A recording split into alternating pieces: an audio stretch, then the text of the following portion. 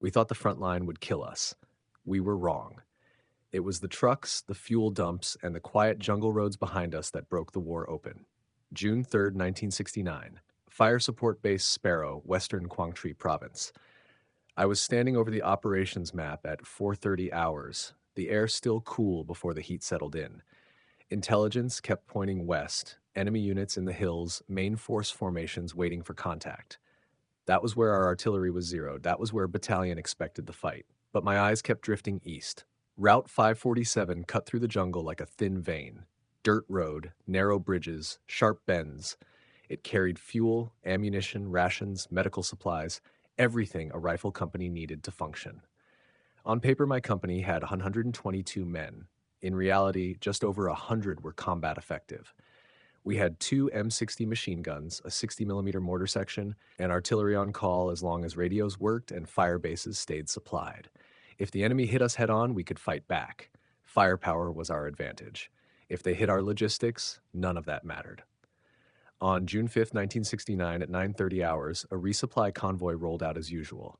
3 deuce-and-a-half trucks, 1 fuel tanker, 27 men, including 2 MPs. Same route we'd used for weeks. By 1100 hours, the convoy was overdue. At 11:37, the radio crackled once, broken transmission, then silence. No contact report, no ambush call, just nothing. Later that afternoon, we saw smoke rising east of the road. Not heavy, not chaotic, controlled. That told me this wasn't a random hit.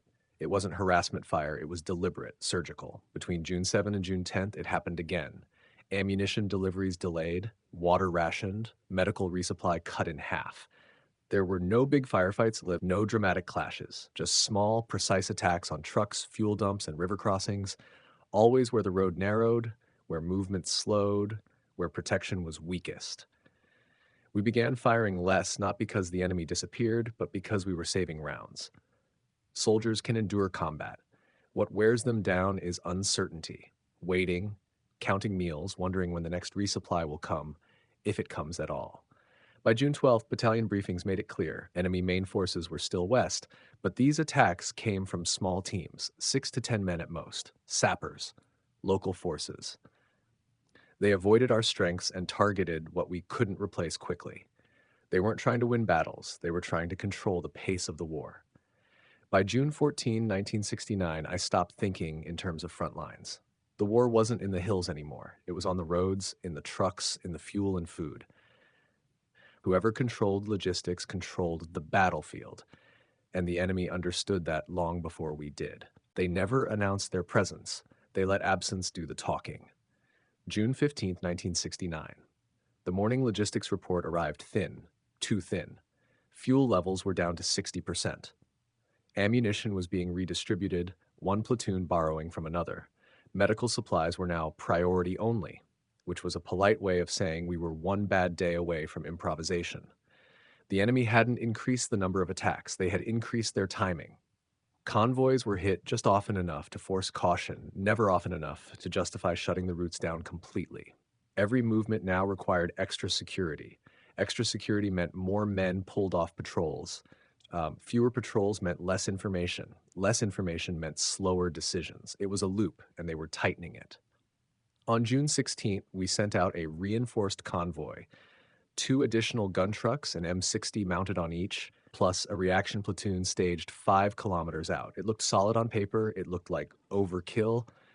That was the point. We wanted them to see strength. They didn't engage it. Instead, at 2:10 that night, a fuel bladder inside the perimeter went up in flames. Not a massive explosion, just enough to burn, to light the sky, to remind everyone watching that the perimeter wasn't a wall. It was a suggestion. The psychological effect was immediate. Men slept lighter. Helmets stayed on. Rifles stayed within arm's reach. You could see it in their eyes at morning formation. Not fear exactly, but strain.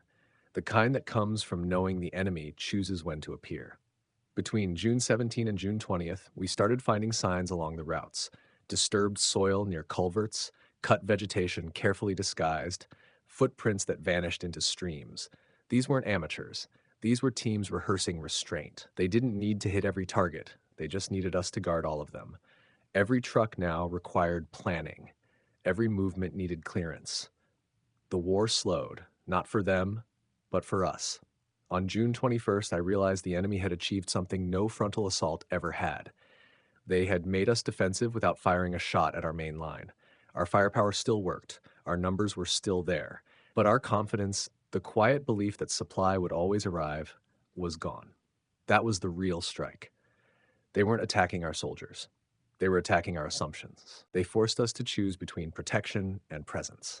By June 22nd, 1969, the battalion issued new movement protocols. Convoys would no longer move daily. They would move in clusters, heavier, slower, more deliberate. On paper, it reduced risk. In reality, it concentrated vulnerability. When everything moves at once, everything becomes predictable.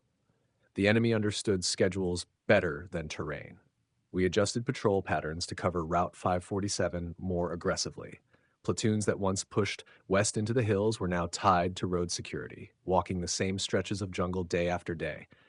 The men knew it. You could feel the frustration. We weren't hunting anymore, we were guarding. On June 24th, a patrol found an untouched cache less than 50 meters from the road. Rice, medical bandages, batteries. It hadn't been abandoned in panic. It had been left on purpose, a marker, proof that they were operating comfortably behind what we still called secure. No shots were fired, none were needed.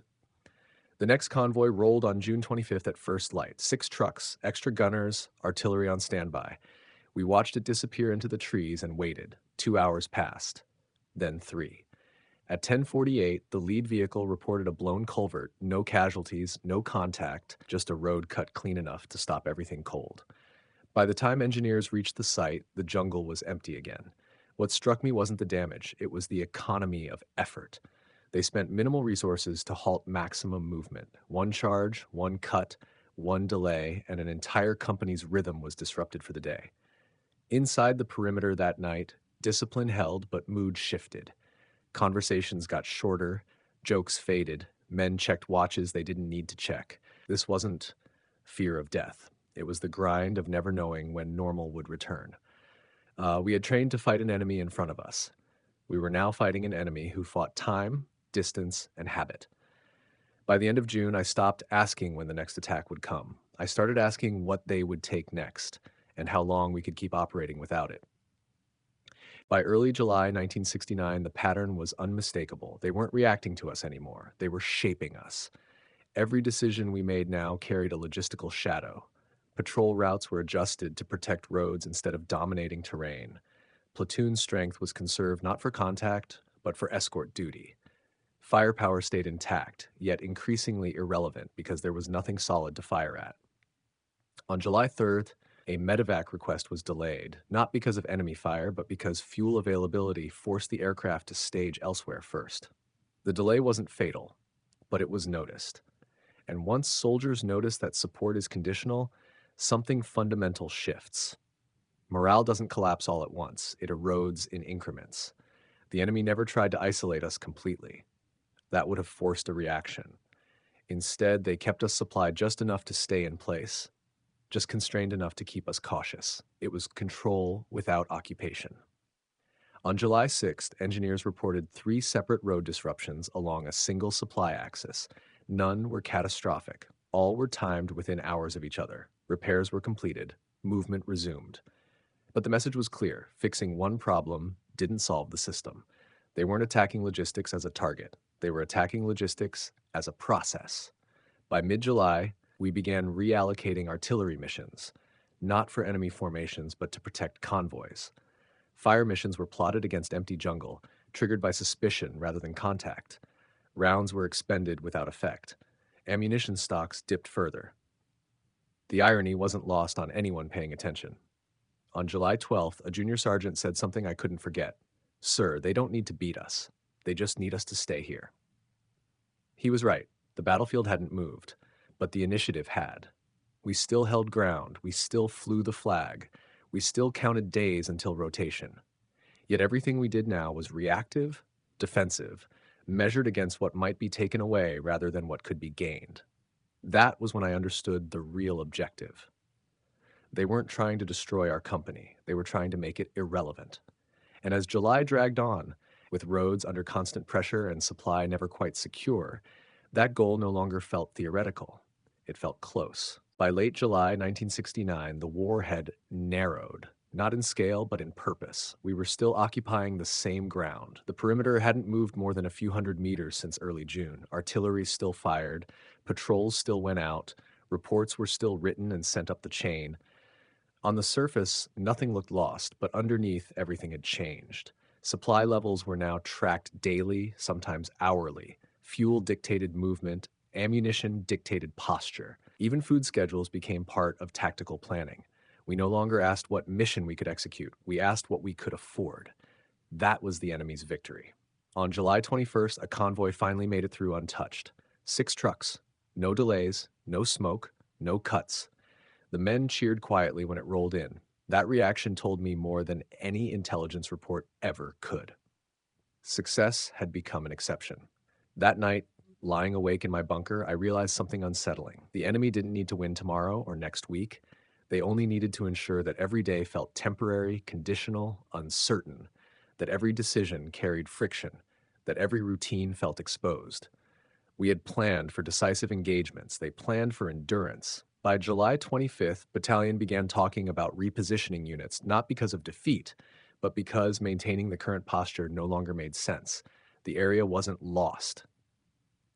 It was simply too expensive to hold for what it gave back. No final battle marked the shift, no dramatic withdrawal, just a quiet acknowledgement that the ground wasn't worth the supply it consumed. That was the lesson that stayed with me long after Quảng Trị faded into memory. You don't have to break an army's front line to defeat it. You only have to make its presence unsustainable. The enemy understood that, and by the time we did, the outcome was already written, not in blood, but in fuel, food, time, and the slow realization that the war was being fought somewhere we hadn't been looking.